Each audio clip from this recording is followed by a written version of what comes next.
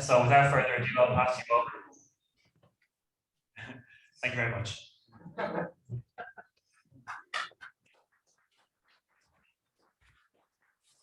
Hello, I'm glad to be here, and I consider it a great honor to be speaking in the James Connolly Memorial Lecture. The title of my talk is "We Only Want the Earth: Capitalism and Climate Catastrophe."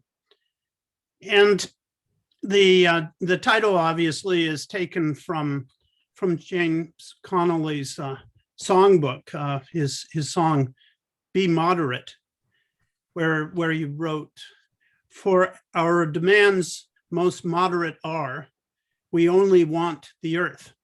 Of course, there's much more on that, but I think it's a very, very powerful song, both politically and also because it raises fundamental materialist and ecological issues.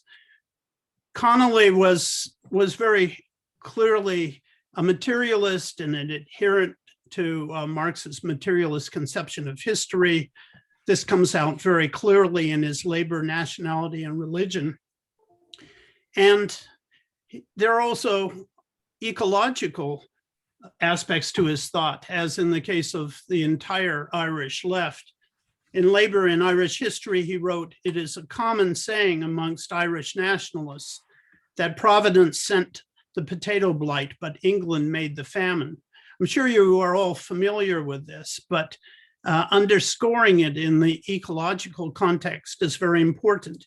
And for Connolly, the answer to this was the revolutionary reconstruction of society along the lines that Marx and Engels described at the beginning of the Communist Manifesto.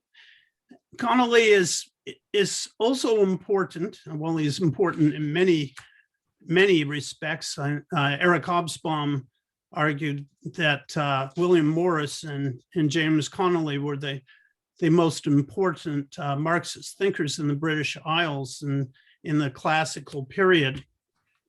But I want to emphasize his anti-imperialist aspects, not simply his opposition to the British Empire and his colonization of Ireland, which is obvious, but also his more general anti-imperialism, which played into all of his politics. So he was sophisticated, writing at a time when, let's say, Lenin's imperialism wasn't available.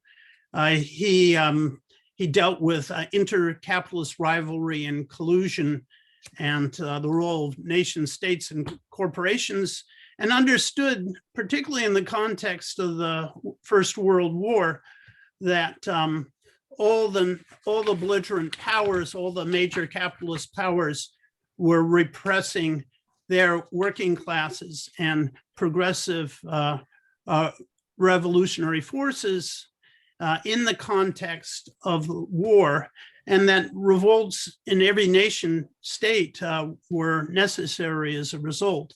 Of course, Connolly, unlike some, carried through on his ideas.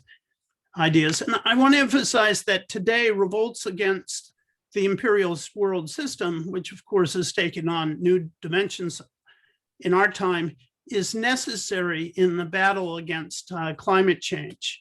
If we don't understand this, if we don't understand that we have to oppose the capitalist nation states quite broadly in the entire imperialist world system, all of our struggles will be ineffective.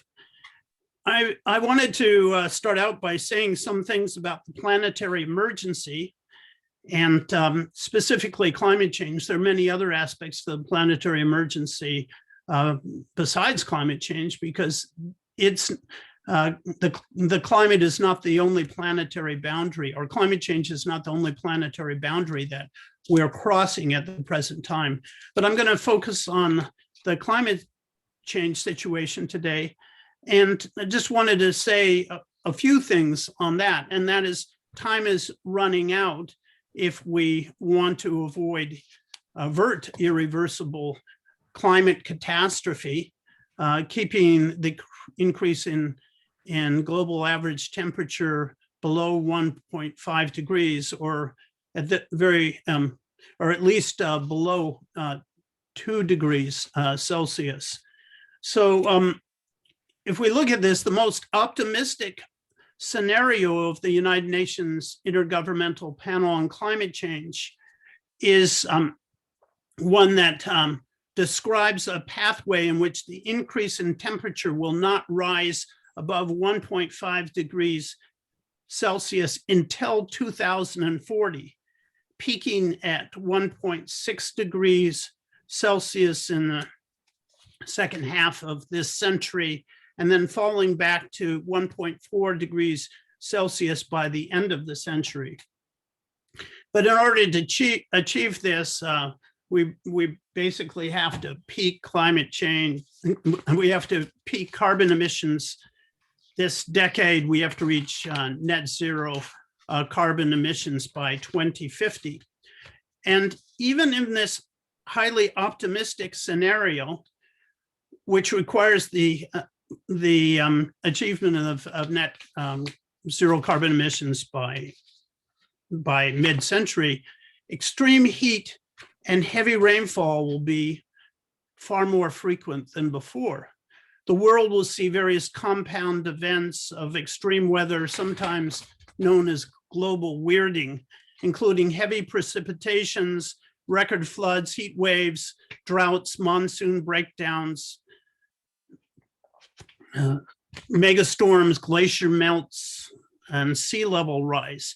In fact, sea level rise is irreversible this century and for centuries to come, but we can control the degree to which the rate of sea level rise, hopefully, if we act quickly enough. And these changes affect every region and ecosystem in the world, so that billions of people are going to be affected by catastrophes, extreme weather catastrophes, various calamities associated with climate change this century, even in the most optimistic scenario that the United Nations is providing. And of course, it will be get much worse if we don't act. In the case of the most apocalyptic IPCC scenario, resulting from unhindered expansion of capitalist business as usual, global average temperature is projected to increase by the end of the century by 3.3 to 5.7 degrees Celsius, with the best estimate at 4.4 degrees Celsius, spelling absolute catastrophe for humanity and innumerable species on the planet. Because science is, the scientific consensus says that industrial civilization cannot survive if we reach 4 degrees Celsius increase in global average temperature.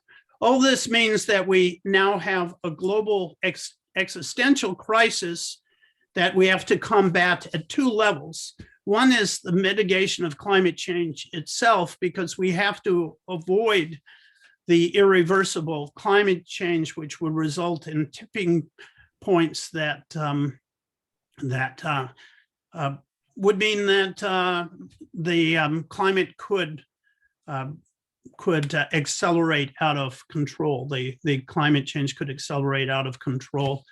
Nothing that we could do about it if we go beyond this irreversible point. And that's where what the climate budget's all about. We don't know exactly where that point is, but we have a very high degree of certainty at this point that where the danger lies, and it really is at 1.5 degrees Celsius increase, and especially 2 degrees Celsius increase. We simply cannot go that far without threatening irreversible climate change, where we could not get down again to 350 parts per million and stabilize the climate. So this makes mitigation of climate change of the utmost importance, more important than any other issue in the world at this point, because the very survival of humanity is involved.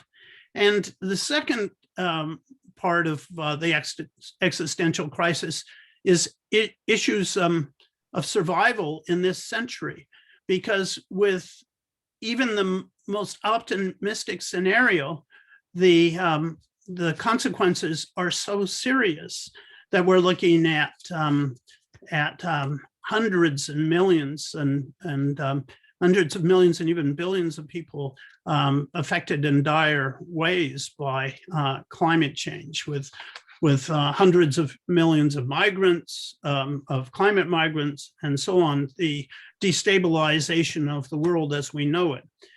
So what we have to understand is that world capitalist system over the last 3 decades or more, with a few minor exceptions, has refused to mitigate climate change to the point that we now can only stop irreversible climate change at a level that threatens humanity's existence through revolutionary transformations in the social relations, production, and energy use.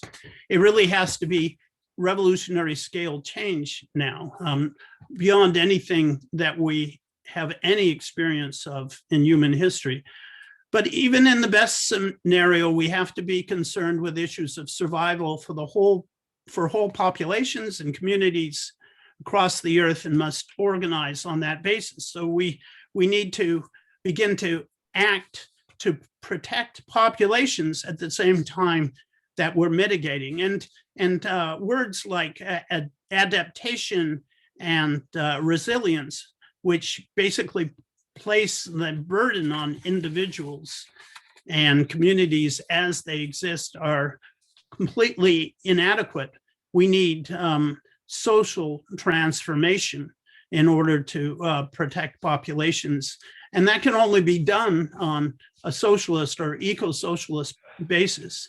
At any rate, we are in the midst of a planetary metabolic rift, using the term that derived from Marx's notion of the irreparable rift in the interdependent social metabolism between humanity and nature, his theory of ecological crisis. And it's on a planetary scale. And with climate change as the most prominent, but not the only planetary ecological emergency we're facing now, we're looking at species extinction, what's known as the sixth extinction. We're looking at ocean acidification, the disruption of the phosphorus and nitrogen cycles, the loss of ground covers, particularly forests, desertification, and so on. And this is building up into a absolutely cataclysmic situation for the earth, which we still can act upon, but we have to act upon in ways that are completely outside of the current order. Rudolf Barrow, in his piece, which was called "Who Can Stop the Apocalypse" in 1980, said, "There is no Archimedean point within the existing institutions which could be used to bring about even the smallest change of course." Certainly, in terms of the relatively small changes in social dynamics we need to solve climate change, it hasn't happened. And I mean, I don't want to say that these changes are minor, but certainly facing the extinction of humanity, we could go after the oil companies. We could introduce alternative energy. We could change our whole basis of energy use. And that's actually what the science is telling us. But the powers that be are saying different. Now, I know it's really hard to picture climate change and to imagine it, because it really is so huge. And so I wanted to say something about wet bulb temperature, just as one example of what is happening today. And in the case of wet bulb temperature, we have a dramatic example of climate change actually affecting the human body. So I think it's useful to understand the kinds of things that are happening. In 2020, Science Advances, a major scientific journal, published an article on the emergence of heat and humidity too severe for human tolerance. Now, we normally think of temperature, at least temperature affects our bodies in terms of a thermometer, what scientists or meteorologists call a dry thermometer. So many degrees Celsius or so many degrees Fahrenheit. But heat and humidity are additive. And for this reason, the what are called dry bulb temperatures are inadequate to understand the dangers to human health. Instead, meteorologists use a measure of wet bulb temperature. It's obtained by putting a wet cloth on the thermometer and blowing air on it. And what this tells us is, if we look at our own bodies, human beings cool themselves or shed their metabolic heat at high temperatures via sweat-based latent cooling. But once the wet bulb temperature reaches 35 degrees Celsius or 95 degrees Fahrenheit, this is wet bulb temperature, this cooling mechanism ceases to function and human beings can no longer survive for more than 6 hours, even if they're in good physical condition or in the shade or wearing little clothing and have plenty of water. Moreover, the possibility of survival is cut down significantly with wet bulb temperatures as low as 31 degrees Celsius or even 28 degrees Celsius, which was hit during the 2003 European and 2010 Russian heat waves. The world now is now seeing the rise of wet bulb temperatures beyond human physiological tolerance. That is at 35 degrees Celsius wet bulb temperature or higher in areas of South Asia, coastal Middle East, and areas in Mexico and Central America. After 2050, with a business as usual emission scenario, such conditions could become regular in these parts of the world and fan out into other regions as well. Right now, we are facing fears of wet bulb heat waves in northern India and Pakistan, where the beyond human temperatures, beyond human survival temperatures have been reached for a couple of hours at a time. And if you want a kind of a graphic illustration of what happens under these circumstances, you can read the opening chapter of the Ministry for the Future by the socialist environmentalist sci-fi novelist Kim Stanley Robinson. But I wanted to give you a sense of just how serious this is. And this is just one indicator, but an important one of what we're facing and what the world is facing. Certain regions more than others, but the climate catastrophes will be global. If we don't act on a revolutionary scale, transformations on a revolutionary scale. Now, in April, at the beginning of April, it wasn't noticed very much because of the war in Ukraine, but the IPCC released its long-awaited mitigation report of AR6, the sixth assessment report of the IPCC.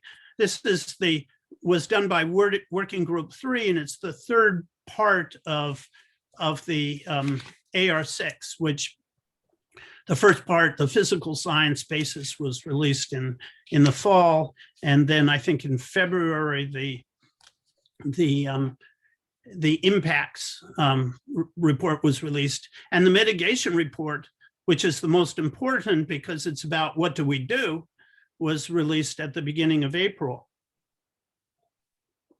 And we had the unusual situation where this UN Secretary General, Antonio Guterres, was issued a strong statement indicating that the climate change report, the mitigation report, was a file of shame representing a litany of broken climate promises by the vested interests who were lying to the public. And this was often viewed as something that in the news media, they presented this as if Guterres was saying these things were evident in the report, particularly the summary for policymakers itself.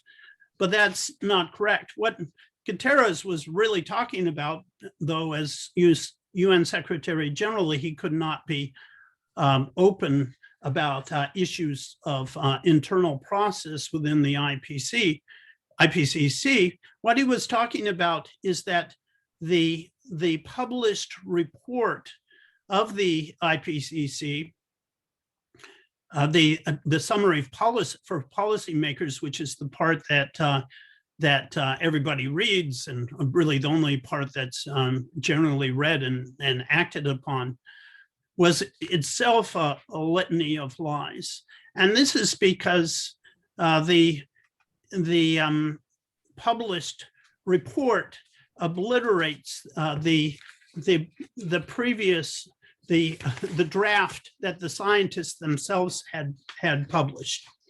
To explain, in August, well, in the IPCC process, the summary of policymakers, which is really the key aspect of any IPCC report, and is extensively read, the IPCC process allows that report to develop through the science, through all the work of the scientists who produce a scientific consensus report, which was finished by August 2021. And then the governments enter in and create a governmental consensus summary for policymakers report, in which they can rewrite every single sentence. They can redact the whole thing. They can rewrite the entire report, science, sentence by sentence. Now, the climate problem has gotten so severe that scientists have become very concerned about the process and the fact that the governments are lying to us. And so scientist rebellion, which is connected to Extinction Rebellion, individuals in scientist rebellion leaked the scientific consensus report, the report decided on and voted on by the scientists, leaked to that in August 2021, the Working Group 3 mitigation report. And it became clear, and the BBC even reported on this at the time of October, and the time of the last climate change conference in Glasgow, that governments were entering in to massively change the scientists' report. But the report, the scientists' consensus report, had been leaked in August, and we had posted the leaked report on the monthly review website. And so that was now available, so we could see what was happening. And in April, the beginning of April, they released the final report late because governments have been fighting about it, with corporations looking over their shoulder. And we could see the difference between what the scientists had had written in the scientists' consensus report, and that one was produced by the governments. We also know about how a lot of the different governments intervened because of what the BBC released, although they didn't tell us anything about what Britain or the United States did. They protected those countries. But if we compare the two reports now, we find that it is a litany of lies in the sense that the scientific consensus report has been essentially obliterated and replaced with a report that says fundamentally different things, particularly with respect to mitigation, which is what the report is about. So if you look at it, what was removed is all references to rapid systematic change that were in the scientists' consensus report removed. All references to major social transformation, world energy equalities, the need for low energy solutions. That the scientists had said that coal-fired plants had to be eliminated in the present decade. That's erased. The other things that are erased are the lack of viability of plans to scale up carbon removal through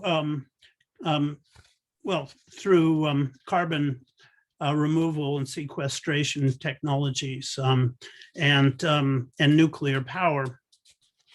And those technologies, according to scientists, really are not available. And but that was eliminated. The need to accelerate alternative energy technologies such as solar and wind in this context was removed.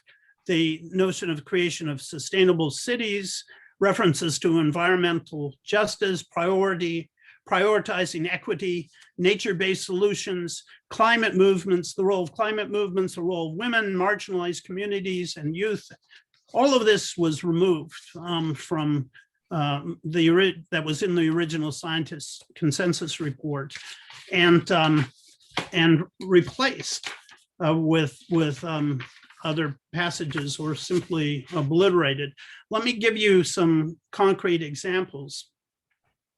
A key finding of the scientific consensus report was that no net addition to current coal or gas plants could be built, and that existing ones needed to be closed down within a decade if the below 1.5 degrees Celsius target was to be met.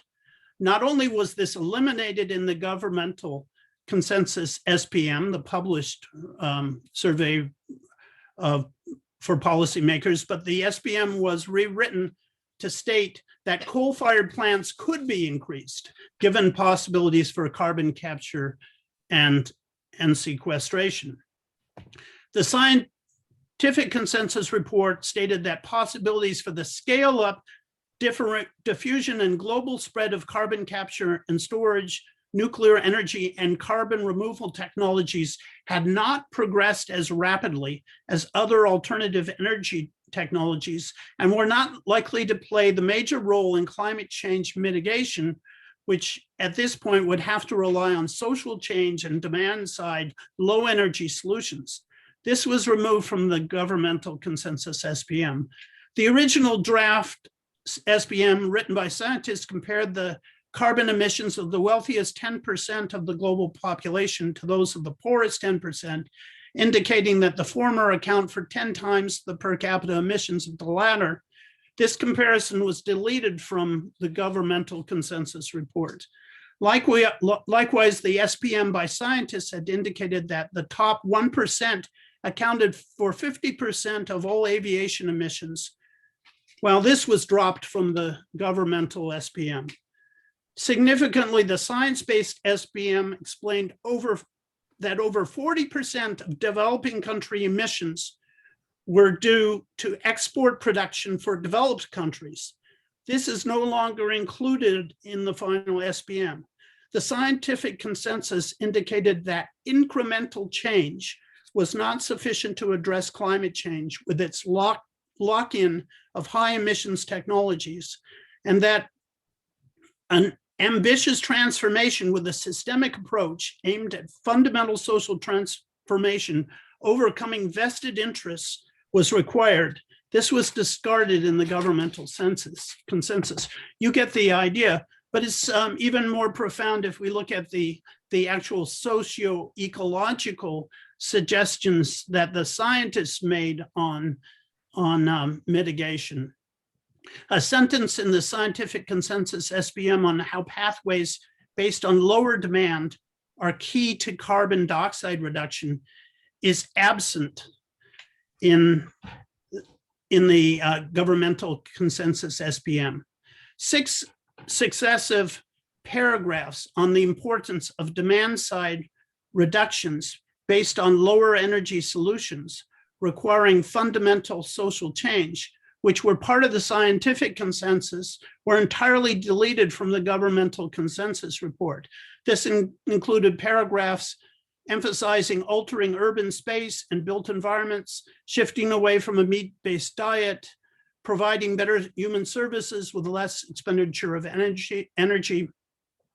Eliminated were sentences stating the impacts of improved service provision on the constituents of well-being have many more positive than negative impacts. In low energy demand scenarios, final energy demand is 40% lower in 2050 than in 2018, while well-being is maintained or improved.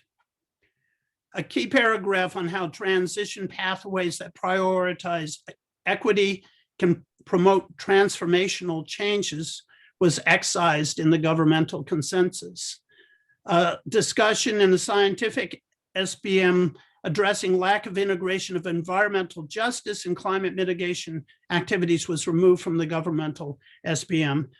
The scientific consensus insisted on the need for popular mobilization of the population, especially vulnerable communities, to combat climate change. Quote, increasing the participation of women and racialized and marginalized groups amplifies the impetus for climate action. Collective action through formal social movement and informal lifestyle movements expands the potential for climate policy and supports social system change. High confidence. Climate strikes have given voice to youth in more than 180 countries. No trace of any of this is to be found in the final report. The changes actually emphasized deleting anything about accelerated reduction in fossil fuel emissions. Any statements of that sort, the term accelerated mitigation, which was in the science report, is deleted at the request of Saudi Arabia. Anything that suggested that we need to carry out radical transformative change was removed. Now, the scientist summary of policymakers was matched the whole 2021, I think it's 2,900 word report, 2,900 page report. The whole report is 2,900 pages with a summary of policy for policymakers, only a small part of that. And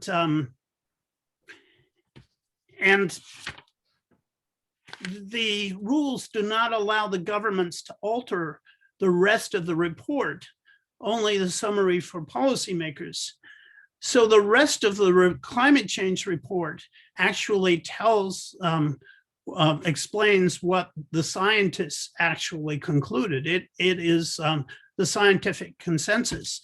It's the summary for policymakers, which is the document that is used for government action and is read by the public, that was completely rewritten in such a way that it no longer matches the rest of the report and what scientists are saying. So, for example, in the chapter 1 of the actual report, there's a sentence saying that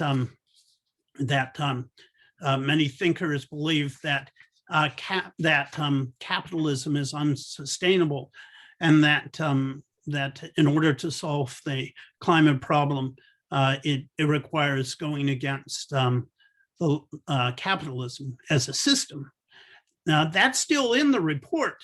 It wasn't in the summary for policymakers, so the governments couldn't change it. And radical thinkers like Andreas Malm and Jason Hickel are mentioned in the full report. And there is a promotion of low energy solutions. The term degrowth appears 28 times in the full report. So it's the summary of policymakers that is, as Gutierrez said, litany of lies. But of course, it's the part that is usually determinant. So we have a way of understanding the science at this stage by looking at the leaked summary for policymakers together with the whole report. But the significant thing here is that we have a situation where the governments, the nation states across the planet who are responsible for this final governmental consensus summary for policymakers, in which they essentially eradicated the science with respect to mitigation. They're colluding with corporations and with each other to create a lowest common denominator on mitigation, which allows business as usual to continue.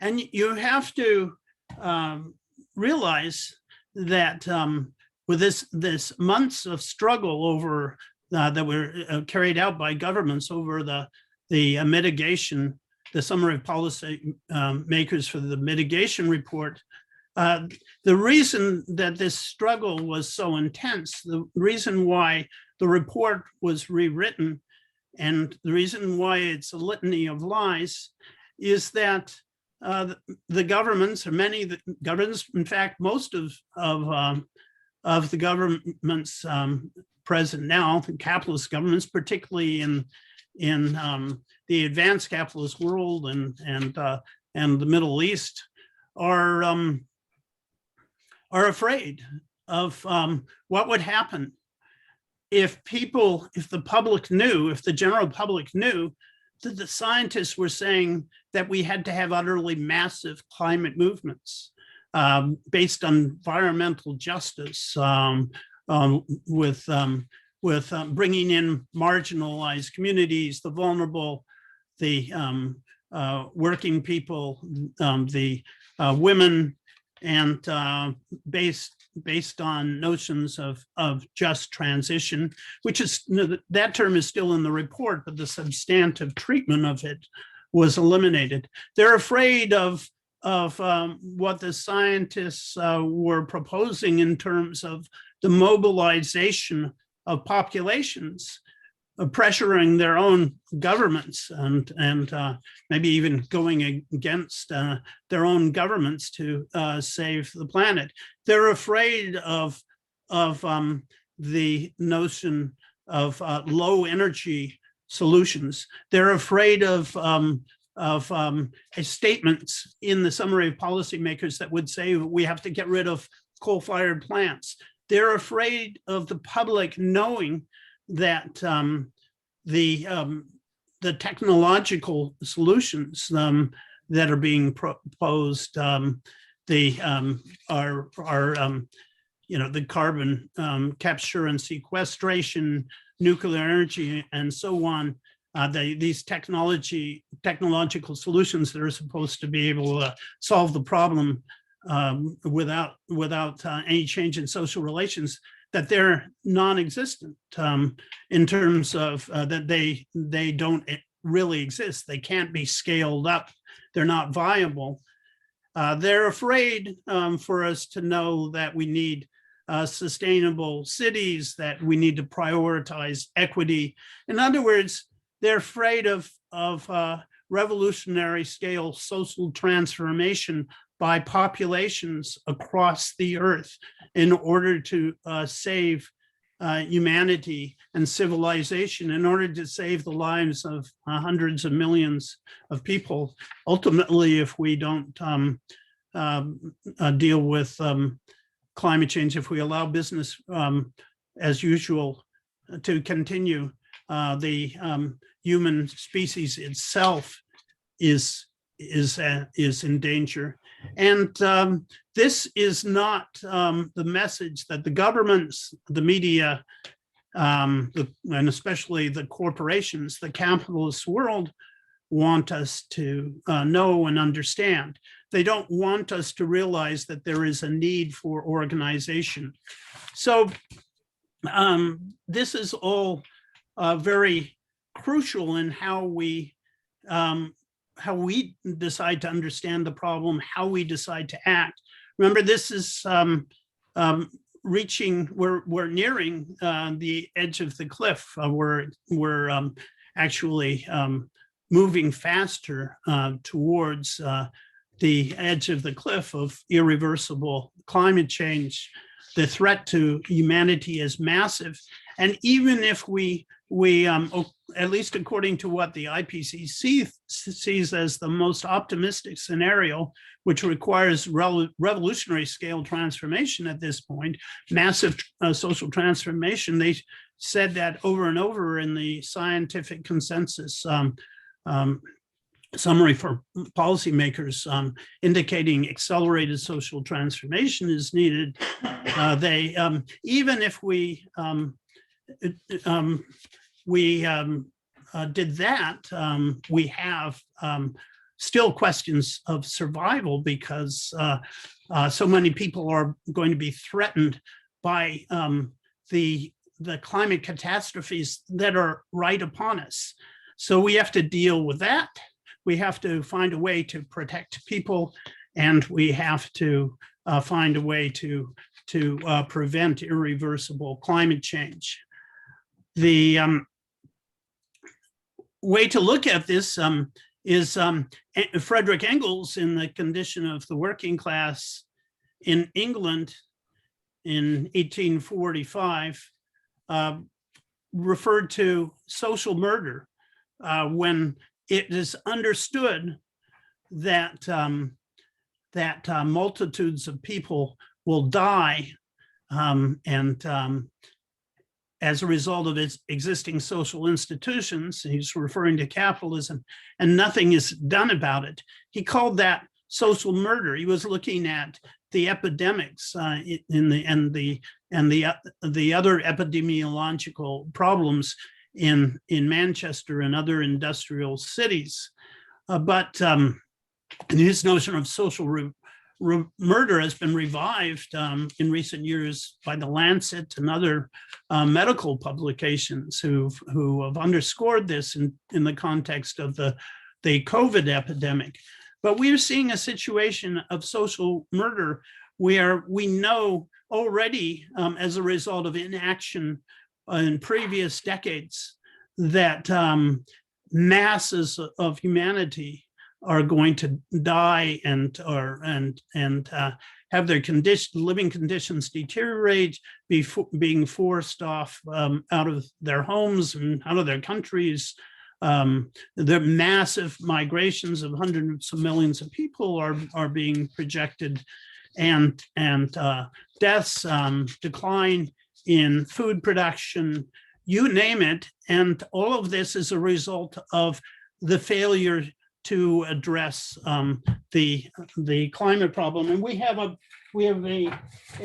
situation where, as the Guardian just pointed out, we have these 195 carbon bombs in which oil, gas, and coal well, particularly oil and gas, is plants projects are being expanded of at least 1 billion tons of CO2 emissions over their lifetimes. That the current plans are increasing oil and gas projects at a level that was equivalent to 18 years of current CO2 emissions.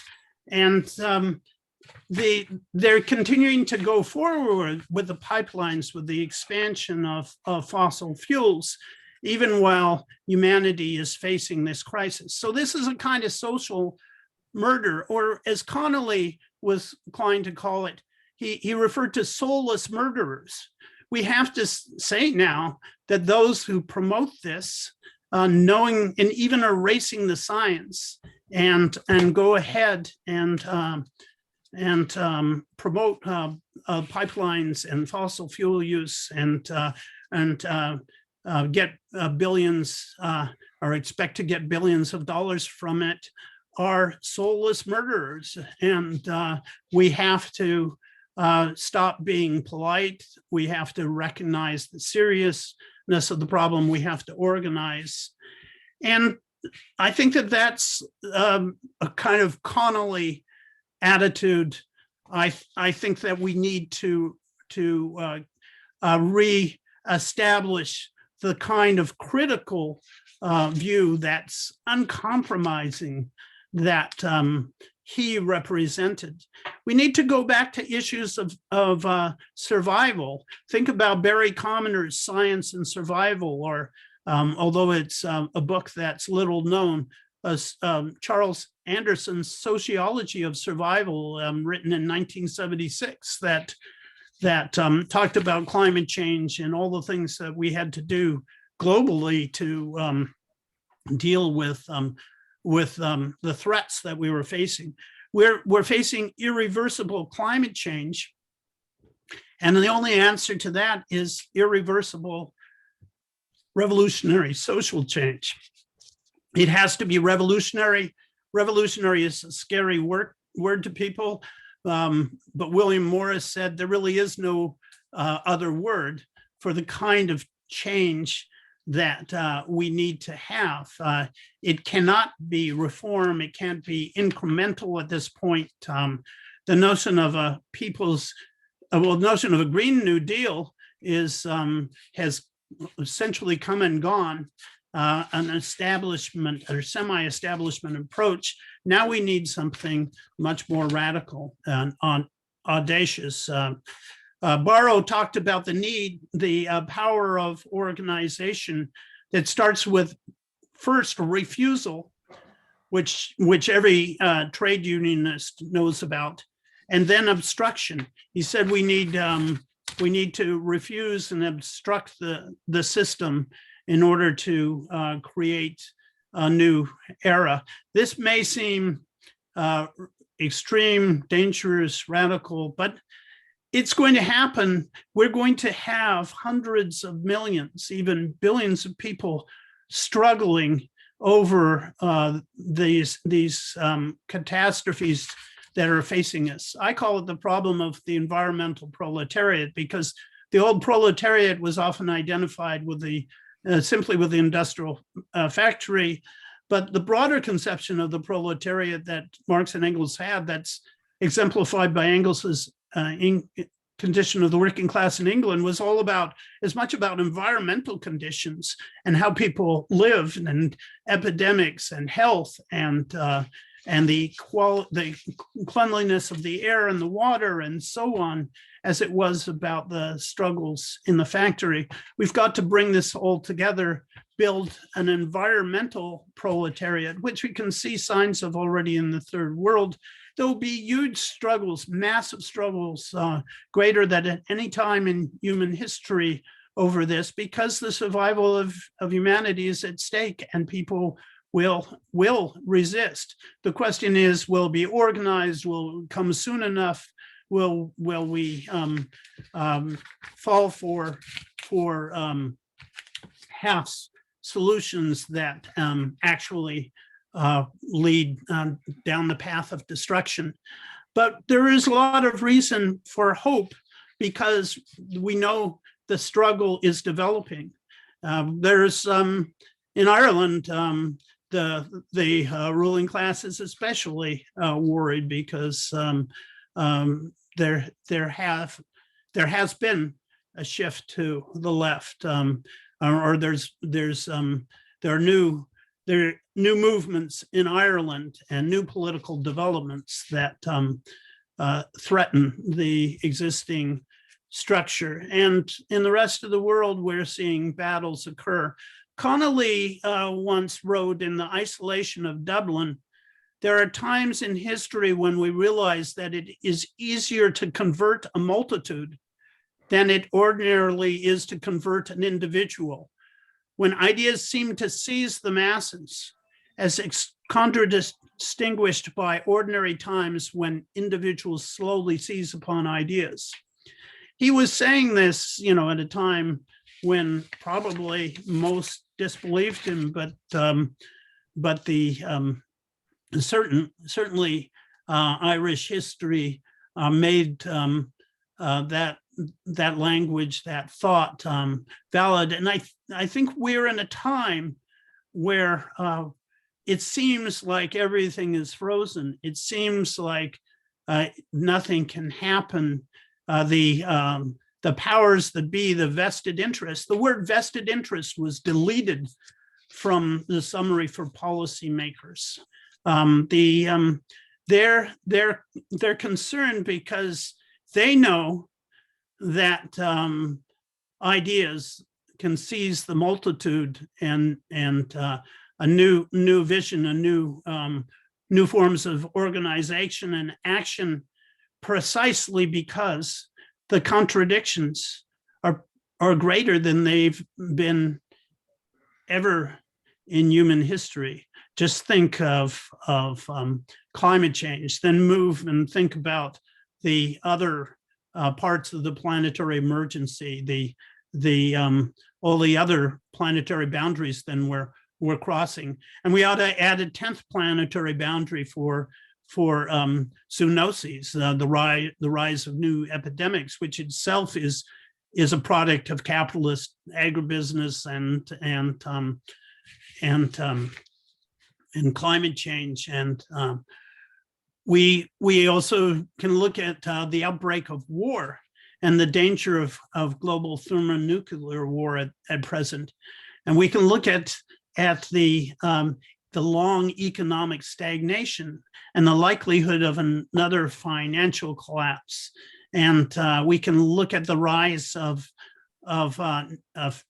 fascist, neo-fascist, right-wing, populist, if you will, movements that really involve capitalism, as C. Wright Mills said, mobilizing the rear guard of the capitalist system because of the growing threats that it sees to its own existence. And we can look at, in the context of this, the growing, enormously, rapidly growing economic inequality, and we can look at the increasing mortality rates across much of the planet.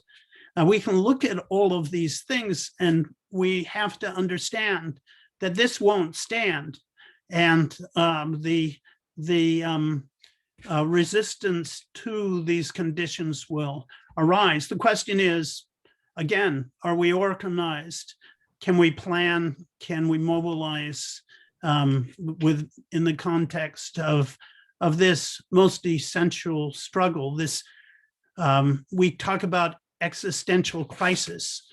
We need to talk about existential struggle at this point. Because as Connolly said, for our demands most moderate are, we only want the earth. Thank you.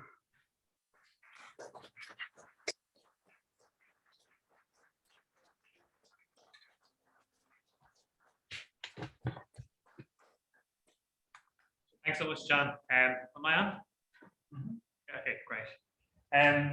Just before we get started with the Q&A, I'm just going to pass around a book that the Communist Party puts on the James Connolly Festival every year, and all the events are free and it's run by volunteers. So anything you can give to help out, that'd be great.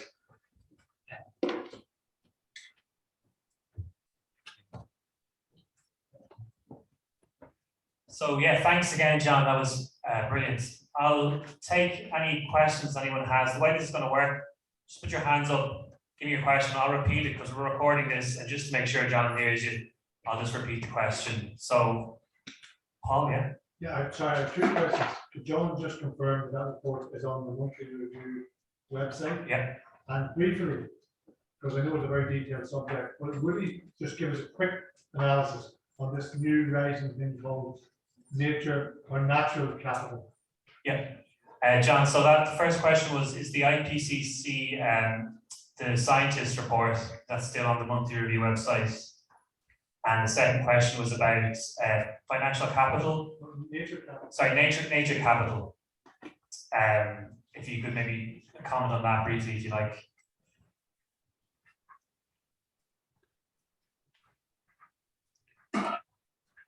Okay. Well, the leaked scientific report is still on the monthly review website. All you have to do is go to the monthly review website and search leaked IPCC report, and then you'll find articles about it, the leaking of the report there, and also you'll find the report.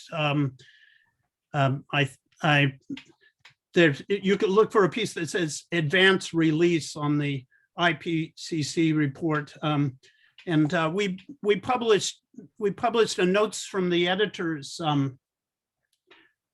was a couple of months back, or 2 or 3 months back, where we included the URL for the summary of policymakers and explained some of this. But anyway, you can find it on the monthly review website. You can also find it on the Scientist Rebellion website now. They've put it up too. So those are the two locations where it exists right now. In terms of the natural capital financialization, I'm not sure exactly what the question is, but I wrote 2 articles for Monthly Review, one in March, which was called Nature as a Mode of Accumulation, which dealt with the concept of natural capital and how it's being used, how it was converted from a use value concept, which Marx used it, and Ebenezer Jones and others in the early 19th century referred to natural capital in a use value sense, but it was turned into and even E.F. Schumacher used it in that sense in his Small is Beautiful in 1973, but it was converted into an exchange value category and then commodified essentially, and used as a basis for the financialization of nature that is now ongoing. But I felt that I had not dealt adequately with 2 aspects of the problem when I wrote that article in March. And I felt I had not dealt enough with how the question of the financialization of nature would lead to interlocking natural, ecological, and financial crises, and that I developed that in an April article called "The Defense of Nature Against the Financialization of the Earth," and there I explained how Marx and Frederick Soddy and others, including Herman Daly, had worked out an understanding of the interrelation of ecological and financial crisis that is resulting from the commodification of nature. So I developed analysis there. And I also went into some of the resistance that's occurring in the global South over this financialization of nature. It's all very complex, but you have to remember that, I mean, there were 3 developments just last fall that are very important. The one is that in the Glasgow Climate Conference, they basically agreed on Article 6 that goes back to the 2015 agreement, but they worked out the bases for Article 6, which establishes a fully globalized carbon market system. And you also had the announcement, the kind of rise to prominence at that time of GFANZ, the Glasgow Financial Alliance for Net Zero, which brings together all the big banks of the West and claims to represent $132 trillion in assets. And they say that they're going to enter into the issue of, they're going to enter into the financialization of nature in order to save the environment. And at the same time, you had the creation of the natural asset class in the New York Stock Exchange, together with the Intrinsic Exchange Group, to actually create financial vehicles for trading in the structured financial vehicles for trading in ecosystem services as a means of accumulation. So all this is going on, it's happening fast, and as the left is barely aware of it, but and they're of course mostly aware of it in the global South because they're on the front lines. But even in the UK has played the leading role of any country in promoting this. Thanks, John. Yeah, go on. Yeah, I'm sure you know about Monsanto taking over by Bauer Woods, right? In Delaware for a long time, the 2 points that our hedge funds had it, right, through the global markets, Wall Street, and all that you just mentioned there, the international banking system there, right, with tax breaks. The 2 points, right, were kind of getting tax breaks through Delaware, through the tax haven system that was set up there. There seems to be with Mobil, Gulf Oil, British Petroleum, Standard Oil, different things. You can name all the certain, aristocracy type groups that have been there, right? Technocrats that have been there, like the oligarchy in Russia. They've been there a long time in America. I'm sure you're well familiar about how they've got away with things for a long time. Did you catch that, John? Or Could you repeat that for me? I'm sure, like, yeah. No, I can't hear well enough. That's okay. Yeah. So give it to me again. So you're asking about. Right. I'm sure you've heard Monsanto was taken over by Bauer, right? And it's hedge funds, right? Basically, right, control the whole thing from JP Morgan, right? The families just put the things into hedge funds. Yeah. But if the 2 points were involved in, right, with Monsanto for a long time, right, and tax breaks and the international banks, you know what I mean, right? All of them are on Wall Street. Yeah. Basically, from Gulf Oil to British Petroleum to Standard Oil to Halliburton, certain Rockefellers or whatever, right, are all the hedge funds. They're able to get around the tax system. Yeah. So they, like, it's all greenwashing. I'm sure he's aware of that. Yeah. Is there a question? Sorry. Yeah, you know what I mean? I'm sure he could give us more. It's just the speaker was talking about Monsanto and the kind of the 2 points. The oil industry, the hedge funds that are connected into tax breaks in tax havens in Delaware, etc., etc. Yeah. I don't know if you want to comment on the different interests that overlap between the oil industry and Monsanto's by Bauer. That's what the remarks were about. If you have anything to add to that, John.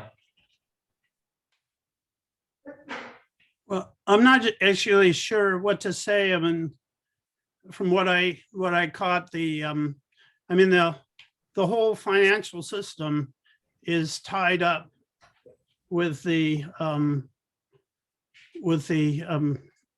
fossil fuel industry and chemical industry and the financial, the biggest banks, not both the biggest banks and the hedge funds are all involved in massive deforestation, even while they're claiming to be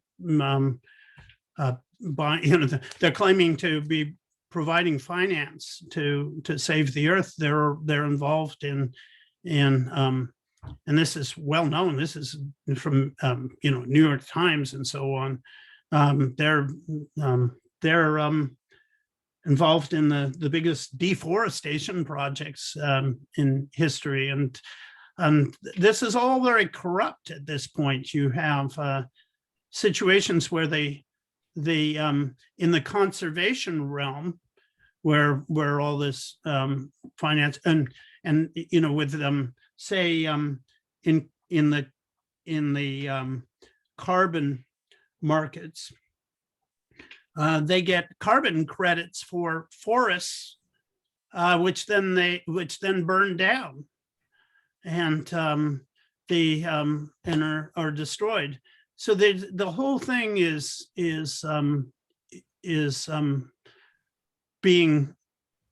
becoming a mode of accumulation, which is justified on the basis of saving the earth, but it is doing exactly the opposite. And hedge funds are involved in this. The entire financial world, at least the dollar, euro world, are directly involved in this. There are no elements. There are no major banks who are not involved in this in terms of the records that we have. And all you have to do is read my articles and you can see that. All the details are there. Thanks, John. I just wanted to get you next. Go back to what you're saying about your recent articles in March and April. And in the March one, I believe you talked about Georgescu Rogan's sustainability model based on thermodynamics and of a way of a rate of sustainability that you have to, let the environment recover or replace constituent parts. And I was wondering, you see somewhere like China, which has these massive desertification projects and huge public infrastructure projects and solar energy, the likes of nowhere else in the world, but they still are very much tied to exchange value growth, as a means of the economy circulating and growing and so forth. Do you think that strong sustainability arguments could exist in a country, for example, like China, maybe that has a more, I suppose a class conscious way of developing policy? Well, we have to deal with the realities that we have, the governments we have, and China, in my view, is a post-revolutionary state that I think it's not particularly useful to characterize it as either socialist or capitalist. It has elements of socialism, and I think it's meaningful when they refer to socialism with Chinese characteristics, but it also has elements of capitalism too. And you have to study the structure of the Chinese system as it exists. I actually think there's quite a lot of hope there because, and we, of course, we need hope. There's a lot of internal struggles in China, but there's a real struggle for socialism. There's a real struggle for environment going on in China. China has done, they have this notion of ecological civilization, which they actually took from the Soviet Union, but they've got this in its final years when an ecological critique was being developed, and the ecological civilization notion is real in the sense that they are acting on it. they are doing more to to deal with climate change and environmental problems than any other country. They're starting out from a place where they're obviously the most polluted nation in the world, but they're also moving faster in an environmental direction than I think anywhere else.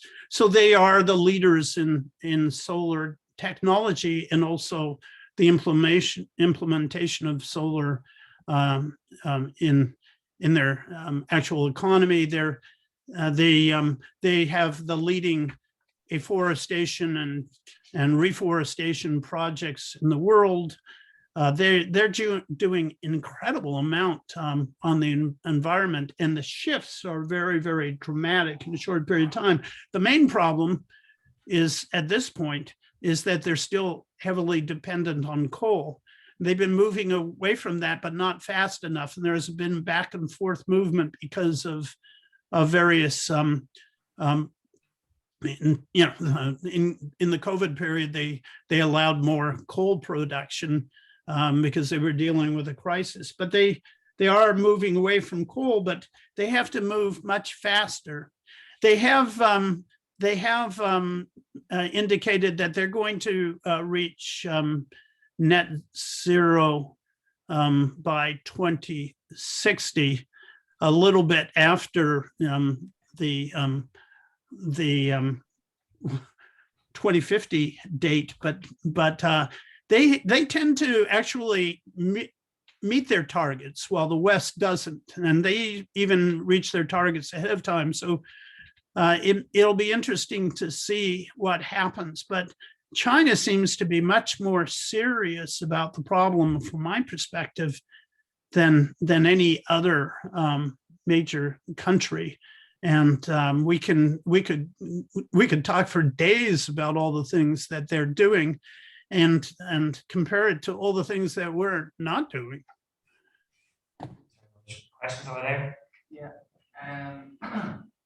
Because of a proportional representation, how do you think that the left can, combine? Because, not everyone here is a communist, not everyone here is a socialist. Some people are Labour Party members. Like how can we possibly just combine the left and with PR, like it's gonna be hard. Yeah. But to get things over the line for us to be green, like how can we do it? So John, that's a question on left unity and how it can be achieved if we are to overcome these ecological crises. I don't know if you want to have a go of solving that one. Yeah, you can have a go. I couldn't catch that. You said something about unity and then ecological crises. Sorry, I'll repeat that. So the question was, how do we attain left unity in a way so that we can solve these ecological crises?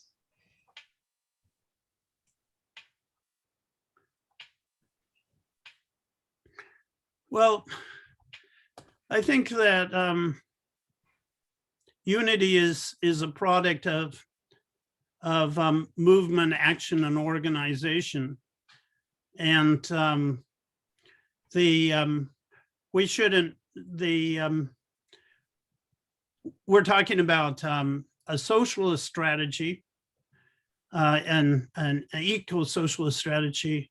We have to start from the bottom as much as possible, and the rhetoric of a People's Green New Deal was great. It's just that nothing happened. But we have to create a bottom-up environmental movement that starts with workers, with the vulnerable, with women, with that links to the struggles in the global South, that moves away from nationalist based strategies that rejects reform, that emphasizes the absolute necessity of the movement. If you look at somebody like Connolly, who he started off there, he started off with a movement with only a handful of people that articulated a vision that eventually took on a larger scope, because it didn't compromise, because it talked about necessities, because it was concerned with people's initial needs. And I think right now, and we're trying to develop this in month review for our summer issue to see if we can pull it off. But we think that there's a new strategy that has to be developed. Now we have gotten so far with climate change that we know that people are going to be facing catastrophes in their lives, and that the system is going to be disordered. Even in the most optimistic scenario, in the next few decades, and beginning almost now, people are going to be experiencing increasing threats and catastrophes in their communities and their lives, and issues of survival are going to be important for people. So we have to start organizing on that basis. What do we do for people and communities in the face of these immediate threats? And that kind of organization can also address the mitigation, the stopping climate change. But maybe we have to reverse it. Instead of emphasizing stopping climate change, which seems abstract to most people, maybe we have to focus on the threats that people are facing in their lives and their communities, and how the environment is part of that, and build our mitigation strategy on top of that, rather than the other way around. And I think that be a left strategy as opposed to the dominant liberal strategy. And dominant liberal strategy said, well, let's just turn this all over to the technologists, right? Or to the those who run the market and so on. Well, we've seen what happens with that. Nothing. In fact, a growing disaster. So we have to provide a different strategy. And I think probably the people in this audience are the ones who can do that. Thanks, John. I'll just take one more, and maybe then we'll wrap up. Did you? Yeah.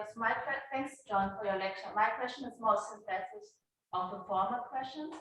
So we have what you touched upon, the so-called ESGs, sociologically and environmentally friendly investments by big global financial players. And even though they are, of course, a lot of greenwashing, but it shows that there's something like a pressure from more progressive forces, where even the mainstream or even large institutional investors have been forced to at least put on a label onto that. Yeah. And I think as that movement, from wherever you're coming from, this is a chance at least to what's called like the everyday consciousness, Alltagsverstand, to touch upon that and talk to people who are maybe not organized, and not say, oh, you are this is the wrong consciousness, but to work from that. But also, so to keep it short, when it comes to realpolitik, real policy, what we have is oftentimes private-public partnerships.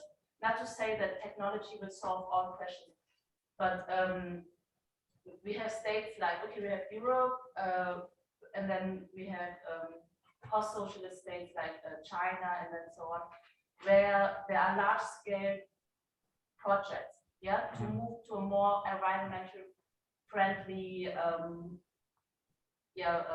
mode of transportation whatsoever. What would you recommend how to move in these type of alliances? Yeah. Okay, so I think the question was talking about the evidence or the greenwashing is evidence of pressure coming from, across the board. There seems to be a generalized pressure to, at least on the surface, tackle these ecological issues. And then the question, I think, is there to be an alliance with kind of post-revolutionary states and the EU and the West? Is that right? Yeah, because when so you have the out of parliament movements, but what do you do when you come into power actually? When you sit in the parliament, when you sit with the lobbyists, do you reject these kind of alliances, or do you go in and say, this is what I want, and I go to this degree of, let's say, how do you say that? I think I get you. So, so should we reject then these kind of previous public-private agreements that you see a lot of the time in parliamentary democracies, or is there still a way to work within that paradigm?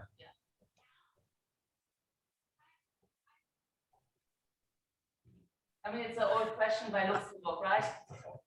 This, it's very difficult because I can't hear the question, and then he can't hear the translation of the question very well either.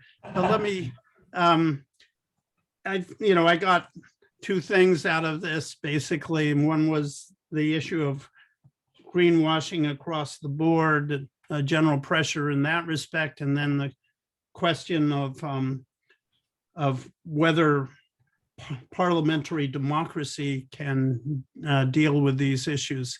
Is that it? Is that that's pretty much it, yeah.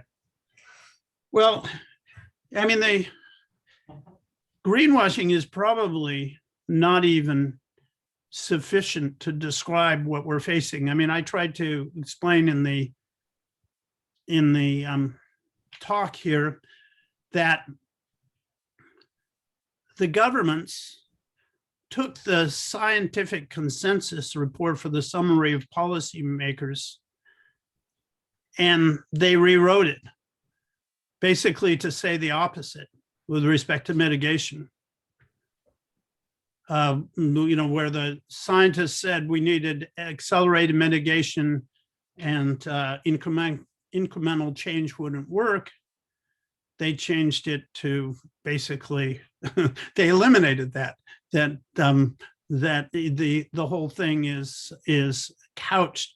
I mean, there's still some elements of the physical science in there, but in terms of what to do, is presented as though what we're doing now is showing successes and that we don't need to do anything really radical. And so it is what Guterres said, a lie, right? It's not even, greenwashing is a polite word for what they're doing. If they're going to lie about what the scientists said in their own report, and the scientists aren't exactly the most radical elements of the society, but if they're going to completely eradicate the scientific consensus on mitigation and replace it with something else and present that to the public as the science, then that's, for me, that's more than greenwashing. That's a kind of class warfare. That's extreme propaganda approach. It's complete deception, and we have to know how to fight against that. So I think we're facing something far worse than before. It used to be greenwashing. Oh yeah, well we can, a little bit of the help of the market and a little bit of technology and some recycling, we can solve these problems. Now, given the seriousness of the problem and the fact that the scientists are saying that we need revolutionary scale solutions, essentially, the greenwashing isn't enough from the standpoint of the vested interests. Remember, they erased the words vested interests from the report. They have to lie altogether and disguise what is necessary, basically lie about what is necessary to save us in this situation.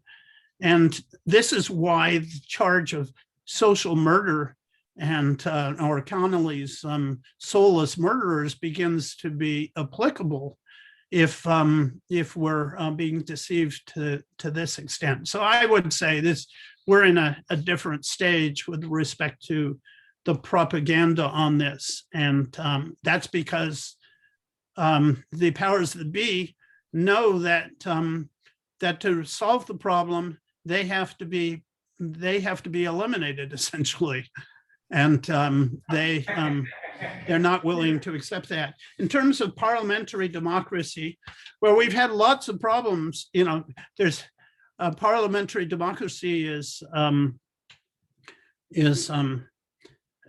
not been very successful from a socialist standpoint. Let's say in our current times, the most important work for me on this was Ralph Miliband's Parliamentary Socialism, which was really about the destruction of the Labour Party as a radical force in British society, and the complete taming again of Parliament. And so, you know, he was then called an instrumentalist in the on the capitalist state by academics, but they miss the point. You know, it was an abstract debate over instrumentalism or structuralism, but what exactly is the kind of capitalist state that we're facing now? Why did the Labour Party, why was the British Labour Party destroyed the way it was? I'm not against parliamentary democracy, of course, or struggles on that level. I mean, I think that in the United States, certainly the fact that with Bernie Sanders, there's a revival of kind of socialist ideas. It served a purpose there to engage at that level, even if the final result was Joe Biden. And and I think in Ireland right now, there are developments within political democracy that offer hope, that are threatening the ruling classes. But basically, I think that what we need is absolutely gargantuan extra parliamentary movements, and that really is the Archimedean lever, the Archimedean point for socialists. This is now a struggle for humanity. It's not just a struggle for wages or to avoid exploitation. This now is a struggle over existence. It's an existential crisis. We have to then have, if we have an existential crisis, then we have to have an existential movement that raises the most radical issues of human livability and prospects, and with no reservations whatsoever. Thanks a million, John. A round of applause, everyone. Thanks so much. Thank you. Vimeo and YouTube and whatever whatever else, yeah. so everybody around the world can see this and learn something very useful, you know what I mean? Just before everyone goes, just 2 bits of housekeeping. The festival always follows up with the Connolly conversations every year on classes on class, the state, imperialism. So if anyone's any interest in any of the topics that's come up in the festival, sign up for them. They're always great. And finally, we'll finish off the festival tomorrow with a memorial at Arbor Hill. It's at 3 p.m, not 2 p.m. like advertised in the brochure. But one more round of applause for John. Thanks so much. Thank you.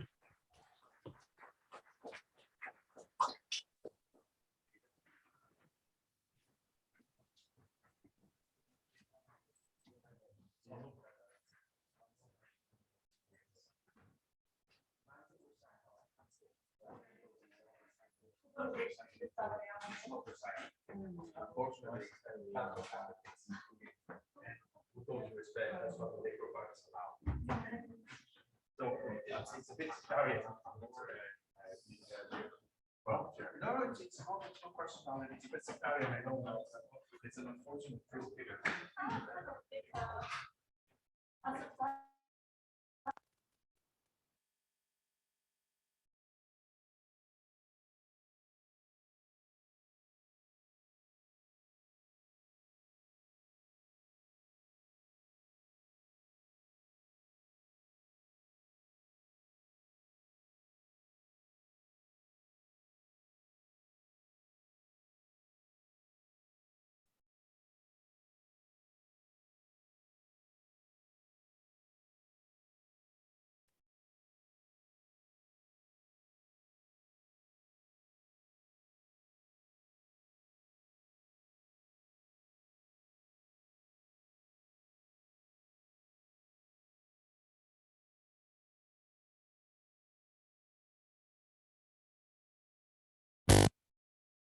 I think so. Considering. I think so. I'm there. Thanks, Bill. Thanks. Didn't do much. Pressed a few buttons. It worked in the end. Jesus, I thought it was a panic. Somebody has to press them. That's the thing. Somebody doesn't press.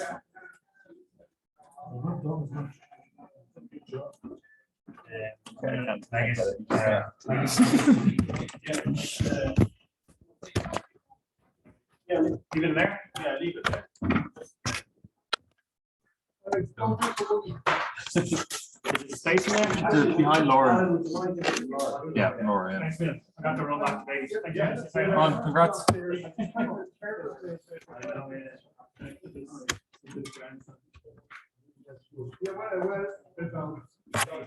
Well, I mean, that's fine. It's actually there first. Well, that's, you know, they can have. Yeah. Thanks, Bill.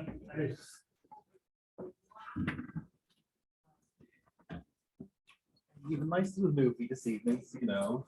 Yes, Find something to read on your phone. I guess you just watch the movie. This is good too.